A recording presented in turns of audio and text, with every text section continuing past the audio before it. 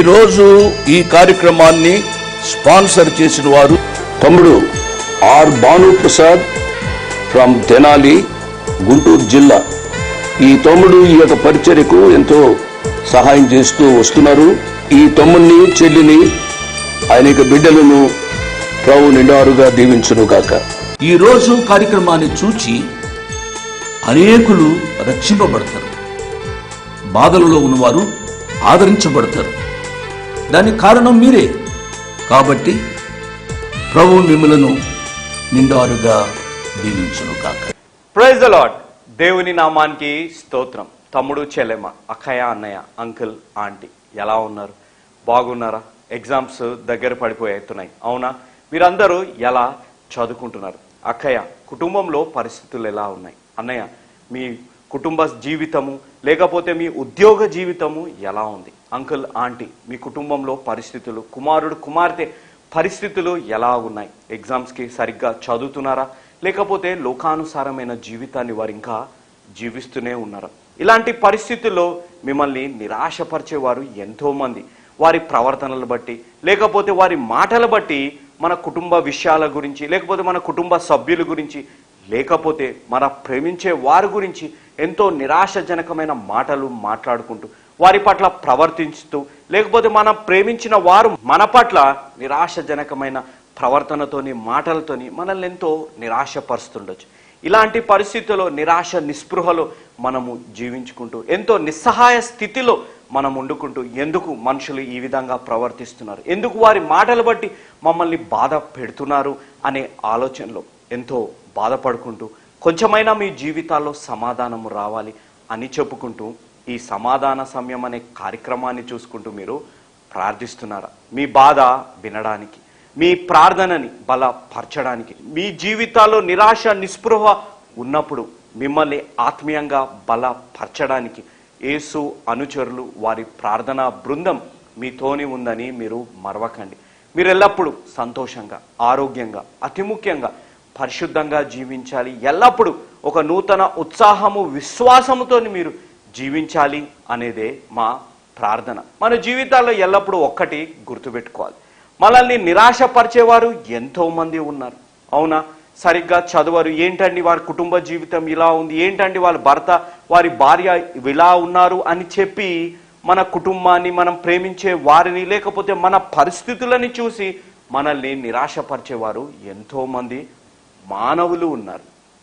కానీ ఈ మానవుల కంటే గొప్పవారు, రాజులకు రాజు, ప్రభులకు ప్రభు, దేవాతి దేవులు మనల్ని నిలబెట్టడానికి మనతోని ఉన్నారు అనేది గుర్తుపెట్టుకోండి. మానవులు మనల్ని నిరాశపరిచిన, రాజులకు రాజు అయిన ప్రభు మనల్ని నిలబెట్టడానికి మన తోడి ఉన్నారు.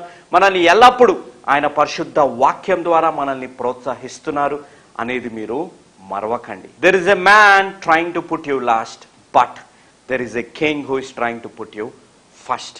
వాక్యంలోకి వెళ్లే ముందు ఒక పాటను విందాం.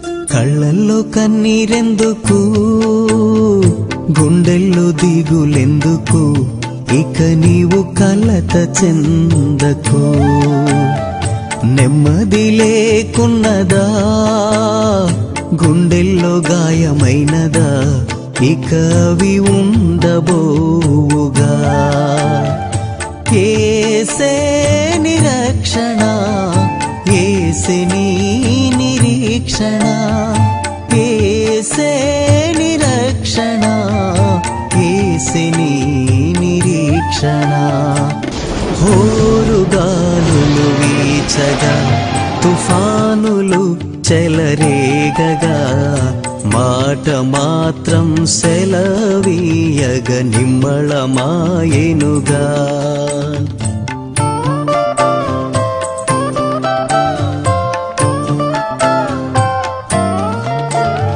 హోరుగాలులు వీచగా, తుఫానులు చెలరేగగా, మాట మాత్రం సెలవీయగ నిమ్మళమాయెనుగా. యేసే నీ నావిక, భయము చెందకు నీవిక. యేసే నీ రక్షక, కలత చెందకు నీవిక. పాట విన్నారు కదా, ప్రార్థన చేసుకుందాం. వీలైన వారు అందరూ, అతి ముఖ్యంగా యవనస్తులు నాతో పాటు ఈ ప్రార్థనలో మోకరించి ఏకీభవించాలి అనేది నా మనవి. ప్రేమలు మా తండ్రి, పరిశుద్ధమైన మా ప్రభువా, ఈ కొద్దిపాటి సమయాన్ని మాకు ఇచ్చినందుకు మీకు ఎంతో వందనాలు, కృతజ్ఞతలు చెల్లించుకుంటున్నాం. ఈ వారమంతా మమ్మల్ని కాచి కాపాడిన విధానం కొరకే మీకు ఎంతో వందనాలు ప్రభువా. లోక రక్షకుడు, ధవలవర్ణుడు, కరుణామయుడు, కృపామయుడు, కృపా సత్య సంపూర్ణుడైన దేవుడి మీద నమ్మకం ఉంచి, యేసు అనుచరుల ప్రార్థనా బృందం మీద నమ్మకం ఉంచి పంపించిన ఈ ప్రార్థన అవసరతల కొరకే ప్రాముఖ్యంగా ప్రార్థిస్తున్నాం ప్రభువా. మీ యందు బాధ్యతతోని, భారంతోని ప్రార్థిస్తాము అని చెప్పి ఈ ప్రార్థన అవసరతల్ని వారు పంపించారు ప్రభువా. వారి జీవితాల్లో ఎన్నో కష్టాలు, బాధలు, యుద్ధము వారి జీవితాల్లో జరుగుతుంది. సాతానుడు ప్రతిరోజు వారి జీవితాల్లో యుద్ధము లాంటి వాతావరణాన్ని, సమస్యల్ని తీసుకొని వస్తున్నాడు ప్రభువా.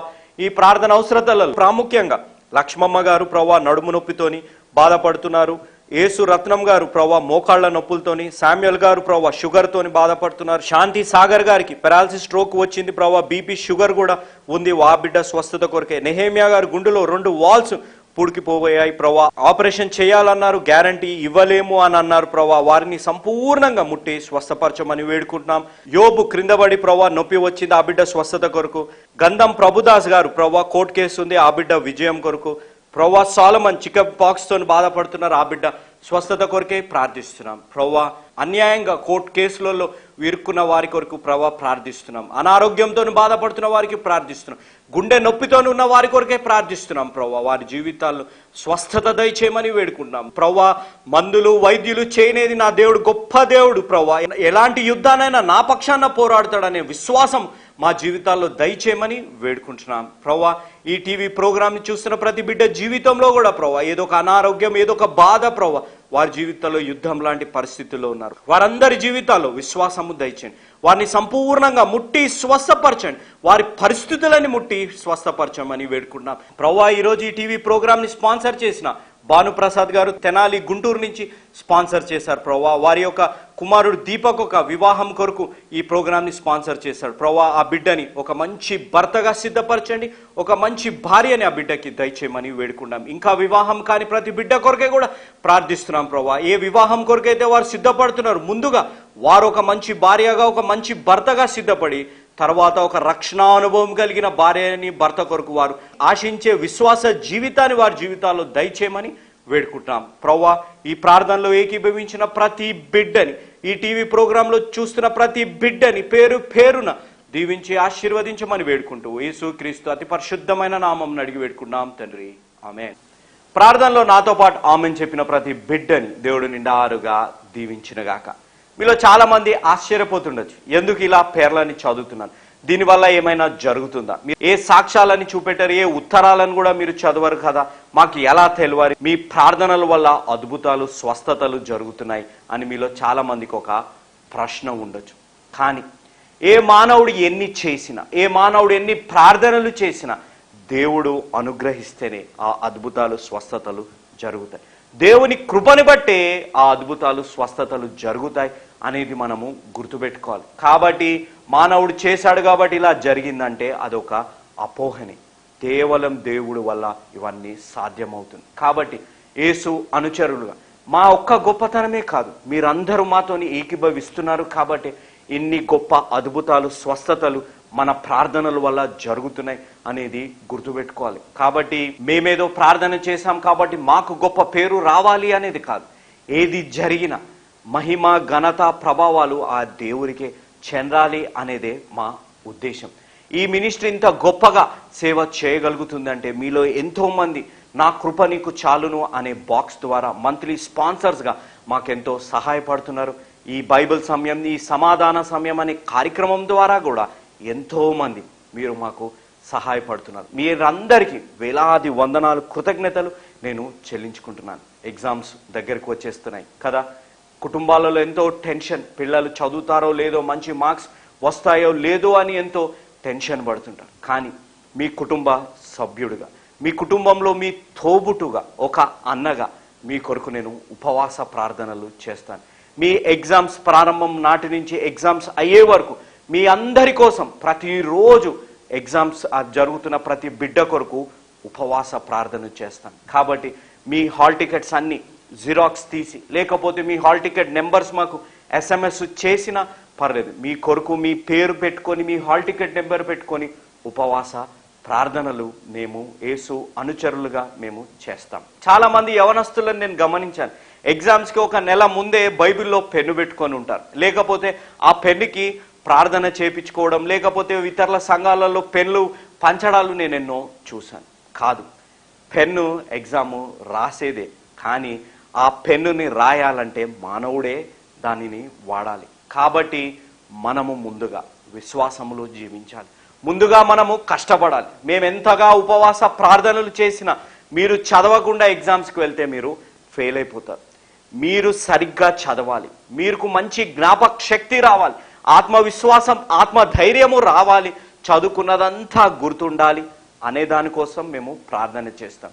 మాతో పాటు మీరు కూడా ఏకీభవించి ప్రార్థనలు చేస్తే మీరు తప్పనిసరిగా మంచి మార్క్స్తో పాస్ అవుతారు అనేది గుర్తుపెట్టుకోండి. కాబట్టి ఒక అన్నగా, ఒక తోబుట్టుగా ఈ భక్త సింగ్ మీ కొరకు ఉపవాస ప్రార్థనలు చేస్తున్నాడు అనేది మీరు మరవకండి. మీ హాల్ టికెట్స్ని జిరాక్స్ తీసి మా కార్యాలయానికి మీరు పంపించండి. నా వాక్య అంశం fasting for battles in our life. మన జీవితాల్లో ఉన్న యుద్ధాల కోసం మనము ఉపవాసము చేయాలి. యుద్ధం అనగా మనం చిన్ననాటి నుంచి ఎన్నో చదువుకున్నాం, World War I, II కానీ ఎన్నో మనం విన్నాం. ఈ రోజుల్లో కొన్ని యుద్ధాలను కూడా మనము చూస్తూ ఉన్నాం. యుద్ధము అనగా ఒక దేశముతోని ఇంకొక దేశము పోరాడడం, వారు ఒకరు గెలవడము, ఒకరు ఓడిపోవడం, ఎంతో మంది చనిపోవడం అనే దాన్ని యుద్ధం కింద మనము సంబోధిస్తాం. కానీ ఈ లోకంలో అతి ప్రమాదకరమైన యుద్ధము ఒకటి ఉంది. అది ఏంటిది అనగా మానవునికి సాతానుడికి జరిగే యుద్ధం. సాతానుడు ఎల్లప్పుడూ సిద్ధపడే ఉంటాడు మనతోని యుద్ధము చేయడానికి. ఎన్నో యుద్ధాలు లాంటి వాతావరణాన్ని, తలంపులని, మనుషులని మన జీవితాల్లోకి తీసుకొని వస్తాడు. ప్రతిరోజు కళ్ళు తెరవగానే మన జీవితం ఒక యుద్ధము లాంటి పరిస్థితుల్లోనే ఉంటుంది. అవునా? ఈ టీవీ ప్రోగ్రాం చూస్తున్న వారి జీవితాల్లో మనం కళ్ళు తెరవగానే కుటుంబంలో ఎలా ఉంటుందో, శాంతి సమాధానం ఉంటుందా? భార్యాభర్తలుగా మనం కలిసి ఉంటామా? తల్లిదండ్రుల మధ్య ఐక్యత ఉంటుందా? తోబుట్టుల మధ్య ఐక్యత ఉంటుందా అనేదో లేదో మనకి ఒక యుద్ధం లాంటి వాతావరణంలో మనం జీవించుకుంటూ ఆ యుద్ధాన్ని మనం జయించాలి, ఆ శాంతి సమాధానంతో మనం కలిగి ఉండాలి అనే ఉద్దేశంలో జీవించుకుంటే మనం ఉంటాం. కళ్ళు తెరిచి మనం కళ్ళు మూసుకొని అంటే నిద్రపోయే వరకు ప్రతి క్షణం ఒక యుద్ధ వాతావరణమే, ప్రతి క్షణం ఒక యుద్ధము లాంటి పరిస్థితి మన జీవితాల్లో ఉంటుంది. ఇవన్నీ తీసుకొని వచ్చేది సాతానుడే. ప్రతి నిమిషము సాతానుడు దేవుణ్ణి ఓడించాలి అనే ఆలోచనలోనే జీవిస్తుంటాడు. కానీ ఈ జీవితం అనే యుద్ధములో దాన్ని ఏ విధంగా సాతానుని మనం ఎదుర్కొంటున్నాము అనేది గమనించాలి. యుద్ధం లాంటి పరిస్థితులు, యుద్ధం లాంటి వాతావరణం మన జీవితంలో ఉంది అనగానే మనం ఏం చేస్తుంటాం? ఎంతో టెన్షన్ పడిపోతుంటాం, ఎంతో భయాందోళనలకు మనం గురైపోతుంటాం, లేకపోతే మన జీవితాల్లో ఒక అనుమానము ఎల్లప్పుడూ ఉంటుంది. కానీ మనము కానీ బైబిల్లో గమనిస్తే బైబిల్లో ఉన్న విశ్వాసులు వారి జీవితాల్లో వచ్చిన యుద్ధాలని చాలా వేరుగా ఎదుర్కొన్నారు. దానిలో ప్రాముఖ్యంగా fasting for the battles in our life అనే అంశాన్ని వివరించాలని నేను ప్రార్థించినప్పుడు దేవుడు నాకు 2వ దినవృత్తాంతుల గ్రంథం 20వ అధ్యాయాన్ని నాకు చూపెట్టారు. ఇక్కడ కానీ మనం గమనిస్తే యెహోషాపాతు గారు వారి రాజుగా ఉన్నప్పుడు వారిపై యుద్ధానికి 3 దేశాలు కలిసి వస్తున్నాయి. ఆ యుద్ధానికి వారిపై వచ్చినప్పుడు వారు ఏమి చేశారు? వారు కూడా మానవ స్వభావంతోనే వారు కూడా ఉన్నారు. వారు ఎంత గొప్ప రాజైనా, ఎన్ని యుద్ధాలు వారు చేసినా, ఎప్పుడైతే వారి మీదకి శత్రువులు వస్తున్నారు అనే వార్త వారికి తెలిసిందో వారు కూడా భయపడిపోయారు. నాతో పాటు 2వ దినవృత్తాంతుల గ్రంథం 20వ అధ్యాయం 3వ వచనం. అందుకు యెహోషాపాతు భయపడి యెహోవా యొద్ద విచారించుటకు మనస్సు నిలుపుకొని యూదాయందంతటా ఉపవాస దినము ఆచరింపవలెనని చాటింపగా.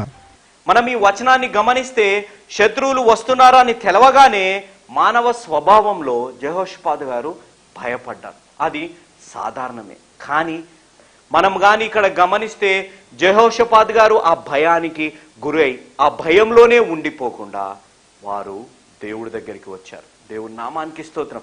మనం ఆ వచనాన్ని గమనిస్తే వారు భయపడ్డారు, కానీ ఉపవాసముతోని దేవుడి దగ్గరికి వచ్చారు. ఎందుకు? దేవా, ఈ శత్రువులు నా వద్దకు వస్తున్నారు, నా రాజ్యం మీదకి శత్రువులు వస్తున్నారు, మీరే నాకు దిక్కు, మీరే నన్ను నడిపించండి, మీరే నాకు సహాయము చెయ్యండి అని చెప్పి ఒక హృదయ పరిశుద్ధతతోని ఉపవాసము చేస్తూ వారు దేవుడి దగ్గరికి వచ్చారు. వారే కాదు, ఆ యూదా దేశమంతా ఉపవాసము చేస్తూ దేవుడి దగ్గరికి వచ్చారు. మీరే మమ్మల్ని నడిపించండి, మీరే మాకు సహాయము చెయ్యండి అని చెప్పి వారు వచ్చారు. అవును, శత్రువులు వస్తున్నారు అని తెలియగానే వారు సొంత శక్తి మీద ఆధారపడలేదు, వారు వారి సొంత సైన్యం మీద ఆధారపడలేదు.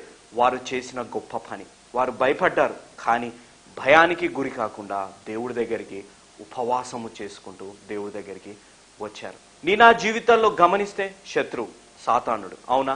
ఆ సాతాను శక్తులు మన జీవితాల్లో ఉన్నప్పుడు, మన కుటుంబ జీవితంలో, వైవాహిక జీవితంలో, వ్యక్తిగత జీవితంలో ఆ శత్రువుడు, ఆ అపవాది మన జీవితాల్లో వచ్చినప్పుడు మనం ఏమి చేస్తున్నాం? కుటుంబాల్లో భేదాభిప్రాయాలు వచ్చేస్తాయి, వైవాహిక జీవితంలో భేదాభిప్రాయాలు వస్తాయి, ఆర్థికంగా మనం కృంగింపపోతుంటాం, మనం వివాహము జరగదు, ఎంతో సంతానం లేని పరిస్థితుల్లో మనం జీవిస్తుంటూ సాతానుడు మన జీవితాల్లో అశాంతత తీసుకొని వచ్చినప్పుడు మనము ఏమి చేస్తున్నాం? చాలా మంది భయానికి గురైపోతారు.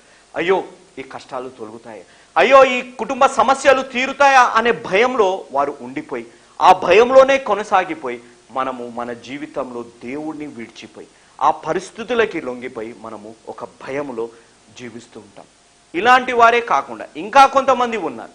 ఇలాంటి పరిస్థితులు వచ్చినప్పుడు వారి సొంత తెలివి, సొంత శక్తిని ప్రయోగిస్తుంటారు. అప్పుడు అవన్నీ విఫలమైనప్పుడు చివరికి దేవుడి దగ్గరికి వస్తారు. God will become the last resort in their life. అప్పుడు దేవుడి దగ్గరికి వస్తారు. దేవా శత్రువు నా దగ్గరకు వచ్చి నా కుటుంబంలో ఎన్నో సమస్యలు తీసుకొచ్చాడు, నేను ఎంత ప్రయత్నం చేసినా ఆ సమస్య తీరట్లేదు అని చెప్పి దేవుడి దగ్గరికి చివరికి వస్తారు. అలాంటి జీవితాన్ని మనము జీవించకూడదు. ఎప్పుడైతే శత్రువు వస్తున్నాడు, ఎప్పుడైతే శత్రువు మన జీవితాల్లో వచ్చేసి ఉండి ఏలుబడి చేస్తుంటాడు, మొట్టమొదటి పనం మనము చేయాల్సింది దేవుడి దగ్గరికి మనం రావాలి. రాజైన యెహోషాపాతు దేవుడి దగ్గరికి వచ్చాడు. శత్రువు వస్తున్నాడు అనగానే ఆయన భయపడ్డాడు, కానీ సైన్యాన్ని సిద్ధపరచలేదు. ఆయన చేసింది, సైన్యములకు అధిపతి అయిన యెహోవా దగ్గరికి ఆ రాజైన యెహోషాపాతు వచ్చాడు. దేవుడి నామానికి స్తోత్రం. అలాంటి విశ్వాస జీవితంలో, అలాంటి హృదయ పరిశుద్ధత కలిగి ఉపవాసము చేసుకుంటూ మనం జీవితాల్లో వస్తున్నామా? ప్రతిరోజు సాతానుడు యుద్ధము లాంటి వాతావరణాన్ని మన కుటుంబాలలో వ్యక్తిగతంగా తీసుకొని వస్తుంటే మనం ఏ విధంగా సిద్ధపడుతున్నాం? ఉపవాసము మనము చేస్తున్నామా? ఉపవాసముతోని దేవుడి దగ్గరకు వచ్చి మనము ప్రార్థిస్తున్నామా అనేది గమనించాలి. అమెరికా దేశం మనందరికీ తెలిసింది, అవునా? అమెరికా దేశం వైపు విమానాలు దాడి చేశాయి. ఆ ట్విన్ టవర్స్ ని ఆ విమానాలు గుద్దాయి. గుద్దగానే ఆ అమెరికా దేశస్తులందరూ ఏమి చేశారంట తెలుసా? ఆ అమెరికా దేశం అంతా సంఘాలలో నిండిపోయారంట. Every American was in church, they were praying. ప్రతి అమెరికా దేశస్తుడు సంఘంలో దేవుని యందు ప్రార్థన, దేవుని యందు మొర్ర పెడతాం ప్రారంభించాడంట. దేవా ఎందుకు ఇలా జరిగింది? యుద్ధము మా మీదకి వచ్చేసింది, మాకెంతో అపాయము వచ్చిందని దేవుడి దగ్గరికి వెళ్ళి మొర్ర పెట్టారంట. ఎంతో మంచి పని వారు చేశారు. కానీ అది కేవలం 3 నెలల వరకే నడిచిందంట. 3 నెలల వరకు ఎంతో భయభక్తులతోని, ఎంతో విశ్వాసంతోని, ఎంతో హృదయ పరిశుద్ధతతోని వారు దేవుడి దగ్గరికి వచ్చి ఉపవాస ప్రార్థనలు చేశారంట. చేసి వారు అన్న మాట, ఇప్పుడు అమెరికా దేశానికి దేవుడి దగ్గరికి రావడం ఎంతో ప్రాముఖ్యం, ఎంతో అవసరం. అమెరికా దేశం అంతా దేవుడి దగ్గరికి వచ్చి దేవుడిని సొంత రక్షకునిగా అంగీకరించాలని వారు అనుకున్నారంట. అవంతా 3 నెలల వరకే. 3 నెలల తర్వాత ఆ ట్విన్ టవర్స్ ని, ఆ విమానాలు గుద్దకు ముందు ఏ విధంగా ఉందో దానికంటే విపరీతమైన పాపపు పరిస్థితుల్లో అమెరికా దేశం ఈ రోజులో ఉంది అంట. అంటే కష్టము వచ్చినప్పుడు ఆ 3 నెలల వరకే హృదయ పరిశుద్ధత కలిగి అమెరికా దేశం అంతా జీవించారు. వారు మారిపోయాము, మేము దేవుడి యందు విశ్వాసంగా జీవిస్తాము అన్నట్టు వారు జీవించారు. 3 నెలలు గడిచిపోయాక మళ్ళీ వారు పాత జీవితాన్ని, ఇంకా విపరీతమైన పాపము చేసుకుంటూ వారు జీవిస్తున్నారు. ఆ అమెరికా దేశంలో మారింది ఏంటిదో తెలుసా? కేవలం ఎయిర్పోర్ట్లో చెకింగ్ మాత్రమే మారిందంట. ఇంకా అమెరికా దేశంలో ఏది మారలేదంట. అంటే గమనించాలి, యుద్ధము మన వైపు వస్తున్నప్పుడు, శత్రువు మనల్ని ఆక్రమిస్తాడు, శత్రువు మనపై యుద్ధానికి వస్తాడు అని తెలిసినప్పుడు, యుద్ధము చేసేసినాక కూడా మనం ఎలాంటి పరిశుద్ధతతోని మనం జీవిస్తున్నాం? హృదయ పరిశుద్ధతతోని దేవుని యందు మనం వస్తున్నామా? హృదయ పరిశుద్ధతోని దేవుని యందు ఉపవాస ప్రార్థనలు చేసుకుంటూ విశ్వాసంగా మనము జీవిస్తున్నామా, లేకపోతే అమెరికా దేశస్థుల వలె కేవలం 1 నెల 2 నెలలు 3 నెలల వరకే మనం విశ్వాసంగా జీవిస్తున్నామా అనేది గమనించాలి. అక్కడ యెహోషాపాతు శత్రువు దాడికి వస్తున్నాడు, శత్రువు యుద్ధానికి వస్తున్నాడు, భయపడ్డాడు. కానీ ఆ భయాన్ని విశ్వాసంగా మార్చాడు. ఆ భయాన్ని విశ్వాసంగా మార్చి ఉపవాస ప్రార్థనలు దేశమంతా కలిసి ఆ యుద్ధము, ఆ శత్రువుల కోసం వారు చేశారు. దేవుని నామానికి స్తోత్రం. అలాంటి హృదయ పరిశుద్ధతతోని మనం ఉపవాస ప్రార్థనలు చేస్తే ఎలాంటి శత్రువునైనా మనము జయించగలుగుతాం. యెహోషాపాతు గారి గురించి మనం గమనిస్తే వారు ఒక గొప్ప రాజు. వారి దగ్గర ఎంతో గొప్ప సైన్యము వారి దగ్గర ఉంది, ఎంతో బలమైన సైన్యం వారి దగ్గర ఉంది. వారికి యుద్ధం ఎలా చేయాలో వారికి తెలుసు, ఎలా జయించాలో అనేది కూడా ఆ యెహోషాపాతు గారికి తెలుసు. కానీ వారికి ఇంకొక గొప్ప విషయం కూడా వారికి తెలుసు. దేవుడికి ప్రతీది సాధ్యమైనది వారికి తెలుసు. అసాధ్యమైనది సాధ్యపరిచే దేవుడి దగ్గరనే మనకి విజయం ఉంది. దేవుడికి ప్రతీది సాధ్యం అనేది యెహోషాపాతు గారికి అతి గొప్పగా తెలిసింది. యుద్ధము తెలుసు, ఎలా ఎదిరించాలో తెలుసు. గొప్ప సైన్యం ఉన్న అతి గొప్ప విషయం వారికి తెలిసింది. అతి గొప్ప విశ్వాసము వారి దగ్గర ఉన్నది ఏంటిదంటే దేవుడికి ప్రతీది సాధ్యం. వారు సైన్యం మీద నమ్మకం పెట్టుకోకుండా దేవుడి మీద నమ్మకం పెట్టుకొని హృదయ పరిశుద్ధతతోని దేశమంతా దేవుడి దగ్గరికి వచ్చారు. వారి సామర్థ్యానికంటే, వారి సైన్య సామర్థ్యానికంటే, వారి బలానికంటే దేవుడి బలం మీద, దేవుడి సామర్థ్యం మీద వారు నమ్మకం పెట్టుకొని జీవించారు. దేవుని నామానికి స్తోత్రం. అలాంటి విశ్వాసం నీ నా జీవితంలో ఉందా? యుద్ధము లాంటి వాతావరణం, యుద్ధము లాంటి కష్టాలు, యుద్ధము లాంటి సమస్యలు, సాతాను లాంటి శత్రువులు మన జీవితాల్లో ఉండొచ్చు. అయినప్పటికీ మనము ఏ విధంగా జీవిస్తున్నాం? హృదయ పరిశుద్ధత కలిగి మన భయంలోనే మనం ఇంకా జీవిస్తున్నామా, లేకపోతే ఆ భయాన్ని విశ్వాసంగా మార్చుకొని ఆ శత్రువుడు మనపై యుద్ధానికి వస్తుంటే దేవుని దగ్గరికి సహాయము కొరకు, దేవుని దగ్గరికి నడిపింపు కొరకు మనము వస్తున్నామా అనేది ఆలోచించాలి. యెహోషాపాతు గారికి తెలుసు వచ్చే సైన్యం ఎంతో పెద్దదని. కానీ యెహోషాపాతు గారికి ఇంకొక విషయం కూడా తెలుసు. ఎంత సైన్యం ఎంత బలంగా వచ్చినా, ఆ సైన్యం ఎంత గొప్పదైనప్పటికీ నా దేవుడు వారందరికంటే గొప్పవాడు అనేది యెహోషాపాతు గారికి తెలుసు. కాబట్టే యెహోషాపాతు గారు దేవుడి దగ్గరికి వచ్చారు. నీ నా జీవితంలో గమనించండి తమ్ముడు, చెల్లెమ్మ, మన జీవితాల్లో ఎలాంటి యుద్ధాలు మనము ఎదుర్కొంటున్నాం. చదువుకుంటున్నాం కానీ గుర్తుండట్లేదు. ఎన్నో ఎగ్జామ్స్ రాస్తున్నాం, పాస్ అవ్వట్లేదు. ఎన్నో ఎగ్జామ్స్ రాస్తున్నాం, ఉద్యోగము దొరకట్లేదు. ఎన్నో సంవత్సరాలుగా మనము ప్రార్థనలు చేస్తున్నాం, ఎన్నో సంవత్సరాలుగా దేవుని సొంత రక్షకునిగా మనము అంగీకరించాం, కానీ వివాహము జరగట్లేదు, కానీ సంతానము నాకు కలగట్లేదు. అన్నయ్య, నాకు ఇలాంటి యుద్ధము లాంటి పరిస్థితుల్లో దేవుడి యందు అనుమానం పెట్టుకునే నేను జీవిస్తున్నాను. శత్రువు నన్ను జయించేస్తాడేమో, ఈ కష్టాలు నా జీవితంలో తొలగిపోతాయో లేదో అని చెప్పి ఒక అనుమానంలో నేను జీవిస్తున్నాను. నా జీవితంలో ఎన్నో భయాలు ఉన్నాయి. సంతానం కలుగుతుందా, వివాహము జరుగుతుందా, నా జీవితంలో శాంతి సమాధానం కలుగుతుందా, నేను సెటిల్ అవుతానా లేదో అని చెప్పి నా జీవితంలో ఒక భయంలోనే నేను ఉండిపోతున్నాను. నన్ను ప్రేమించేవారు ఉన్నారా లేదా అనే చెప్పే ఒక ఆలోచనలోనే నేను ఇంకా జీవిస్తున్నాను. మన జీవితాల్లో గుర్తుపెట్టుకోవాలి, యుద్ధము అనేది పరిస్థితుల్లోనే కాదు, యుద్ధము అనేది అతి గొప్పగా మన జీవితాల్లో జరుగుతుంది అంటే మన ఆలోచనలోనే జరుగుతుంది. ఇలాంటి పరిస్థితుల్లో మనము జీవించుకుంటూ సాతానుడు మన ఆలోచనల మీదకి ఒక యుద్ధాన్ని తీసుకొని వస్తాడు, ఒక నిరాశ నిస్పృహని మన జీవితాల్లో తీసుకొని వస్తారు. ఎవరైనా తిట్టినా, ఎవరైనా కోపడ్డా మన జీవితాల్లో ఎంతో నిరాశ, ఎంతో నిస్పృహ.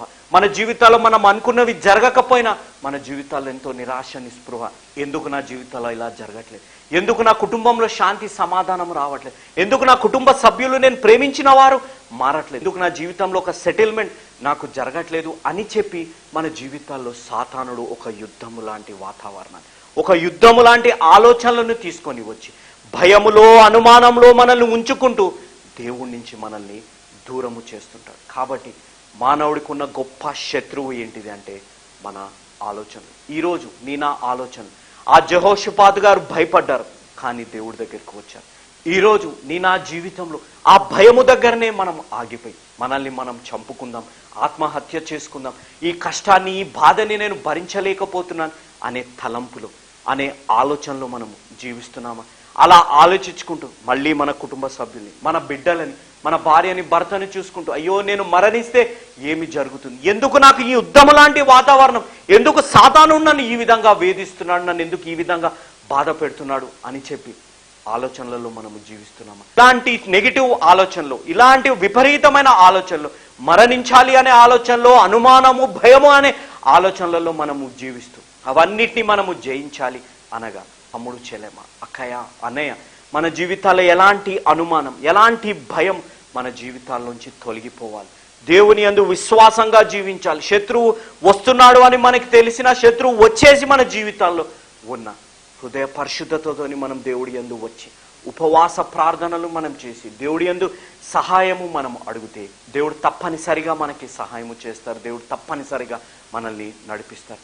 ఆ దేవుడు మనల్ని నడిపించాలి, ఆ దేవుడు మనకి సహాయము చేయాలి అనగా ఉన్న పాటున ఉన్న చోటున మన జీవితాన్ని మనము మార్చుకోవాలి. ఇదే అనుకూల సమయం, ఇదే రక్షణ దినం. ఈ రోజు కానీ మన పాపాన్ని మనం ఒప్పుకుంటే, ఈ రోజు కానీ దేవుడిని మన సొంత రక్షకునిగా మనము అంగీకరించగలిగితే అనుమానాన్ని మనం తొలగించగలుగుతాం, ఆ భయాన్ని మనము తొలగించగలుగుతాం. మన జీవితాల్లో ఎలాంటి కోపము, ద్వేషము, అసూయ ఏవి మన జీవితాల్లో ఉన్నా అవన్నిటినీ మనము తొలగించగలుగుతాం ఎప్పుడైతే దేవుని యందు మనం నమ్మకంగా జీవించగలుగుతాం.